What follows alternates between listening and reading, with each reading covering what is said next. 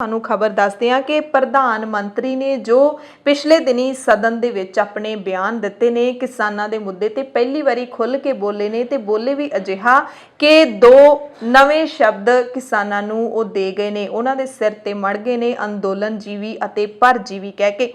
ਇਸ ਦੇ ਨਾਲ ਹੀ ਪ੍ਰਧਾਨ ਮੰਤਰੀ ਨੇ ਸਦਨ ਦੇ ਵਿੱਚ ਇਹ ਵੀ ਕਿਹਾ ਸੀ ਕਿ ਵਿਰੋਧੀ ਪਾਰਟੀ ਤਿੰਨੇ ਖੇਤੀ ਕਾਨੂੰਨਾਂ ਦੇ ਕੰਟੈਂਟ ਅਤੇ ਇੰਟੈਂਟ ਤੇ ਗੱਲ ਹੀ ਨਹੀਂ ਕਰਦੀ। ਉਸ ਤੋਂ ਬਾਅਦ ਰਾਹੁਲ ਗਾਂਧੀ ਫਿਰ ਸਦਨ ਦੇ ਵਿੱਚ ਪੂਰੇ ਤਿੱਖੇ ਤਰੀਕੇ ਦੇ ਨਾਲ ਜਵਾਬ ਲੈ ਕੇ ਆਏ। ਰਾਹੁਲ ਗਾਂਧੀ ਨੇ ਕਿਹਾ ਕਿ ਪ੍ਰਧਾਨ ਮੰਤਰੀ ਨੂੰ ਕਾਫੀ ਇਤਰਾਜ਼ ਸੀ, ਨਾਰਾਜ਼ ਸੀਗੇ ਉਹ ਕਿ ਵਿਰੋਧੀ ਧਿਰ ਕੰਟੈਂਟ ਅਤੇ ਇੰਟੈਂਟ ਬਾਰੇ ਬੋਲਦੀ ਨਹੀਂ, ਤਾਂ ਅੱਜ ਅਸੀਂ ਪ੍ਰਧਾਨ ਮੰਤਰੀ ਨੂੰ ਖੁਸ਼ ਕਰ ਦਿੰਦੇ ਹਾਂ।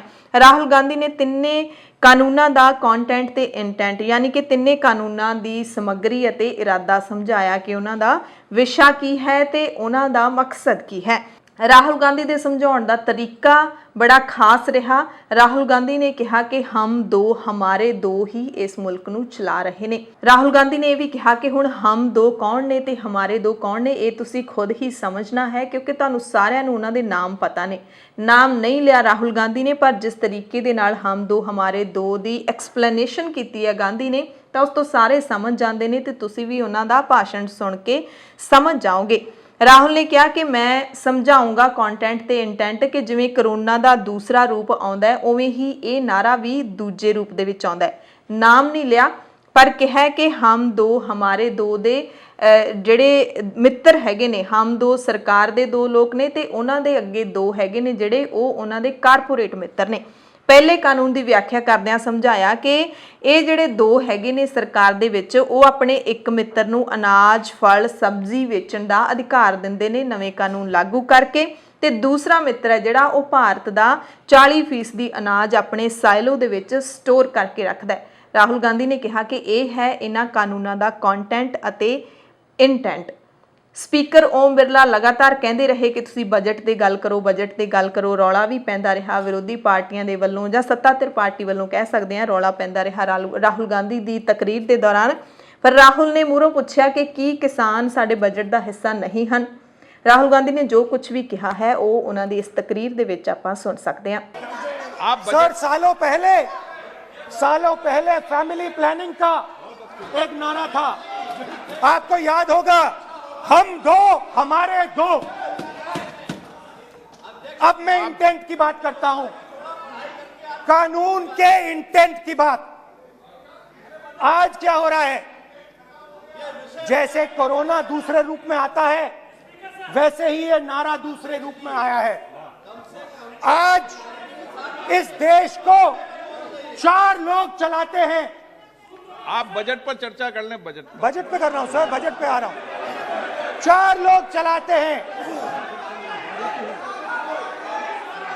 हम दो बता दिया। और हमारे दो। जैसे उस टाइम नाम सब जानते हैं, नाम सब जानते हैं। नो आप बोलो, आप डिस्टर्बेंस मत हम करिए। दो हमारे दो। ये किसकी सरकार है, हम दो हमारे दो की? माननीय सदस्य इधर। तो आप आसन को पहले कानून का इंटेंट बताता हूं। आप आसन को संबोधित करें। पहले कानून का इंटेंट माननीय सदस्य आप आसन कि हमारे दो मित्रों में से एक जो सबसे बड़ा मित्र है उसको पूरे हिंदुस्तान के अनाज, फल और सब्जी को बेचने का अधिकार। यह है पहले कानून का इंटेंट। नुकसान किसका होगा? नुकसान ठेले वालों का होगा, नुकसान छोटे व्यापारियों का होगा, नुकसान जो लोग मंडी में काम करते हैं लाखों लोग, उनका होगा। अब चलिए दूसरे कानून की इंटेंट की बात करते हैं। दूसरा कानून का इंटेंट दूसरे मित्र की मदद करने का है। दूसरे मित्र को पूरे देश में अनाज, फल और सब्जी की स्टोरेज की मोनोपोली दी जा रही है।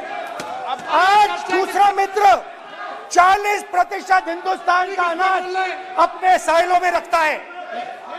ये कांग्रेस पार्टी की बैठक नहीं है, ये सदन है।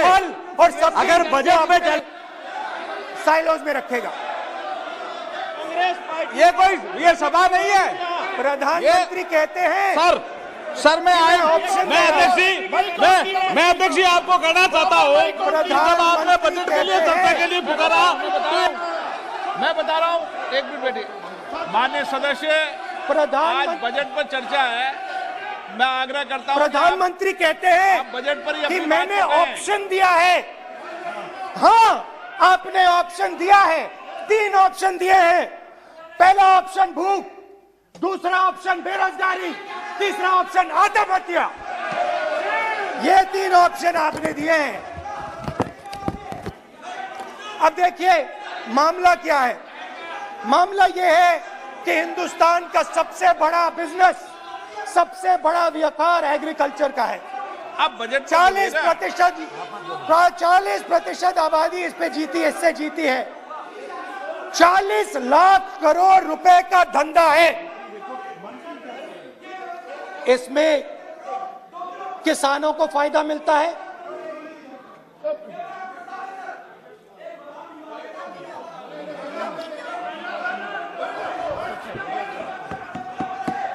तो दूसरे कानून का थोड़ा मैं इंटेंट समझा देता हूं।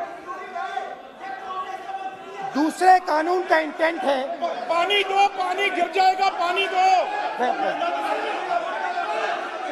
दूसरे कानून का इंटेंट है कि एक व्यक्ति को आप पूरे देश के अनाज की स्टोरिंग की मोनोपोली दे दो, और जब किसान अपने अनाज के लिए सही दाम मांगने जाएगा तो जिसके पास स्टोरेज की मोनोपोली होगी वो मार्केट में अनाज डालेगा और किसान से कम पैसे में खरीद करेगा।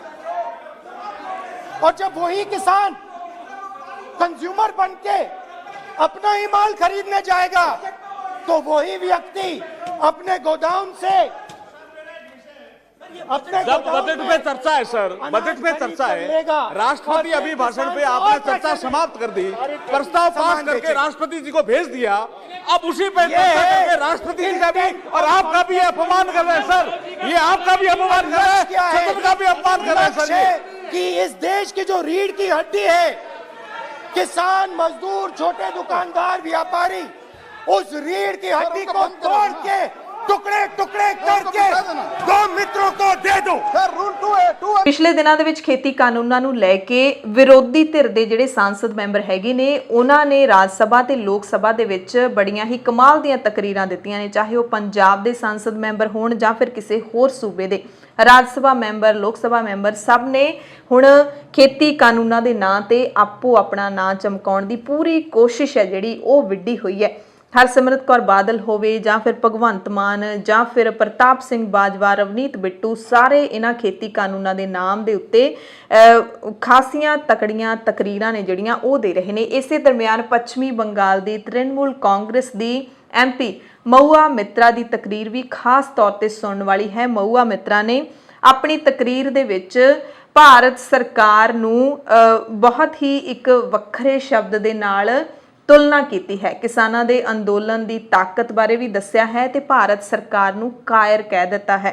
ते महुआ मित्रा ने जिस तरीके दे नाल लोक सभा दे विच सिखां दे दिल्ली राज दा जिक्र कीता है, उस दे चलदियां महुआ मित्रा दी तकरीर सुनने वाली है कि किवें सुभाष चंद्र बोस जां फिर रविंद्रनाथ टैगोर दी बाबा बंदा सिंह बहादुर बारे लिखी हुई कविता का जिक्र किया है, तो फिर दिल्ली दे विच बाबा बघेल सिंह ते बाबा जस्सा सिंह आलूवालिया दे राज का जिक्र किया है, तो मोदी सरकार दे राज की किवें उस राज दे नाल तुलना करके तिखे सवाल पूछे ने। वो सारी तकरीर द खालस TV की खास वीडियो रिपोर्ट दे विच भी तुसीं देख सकते हो।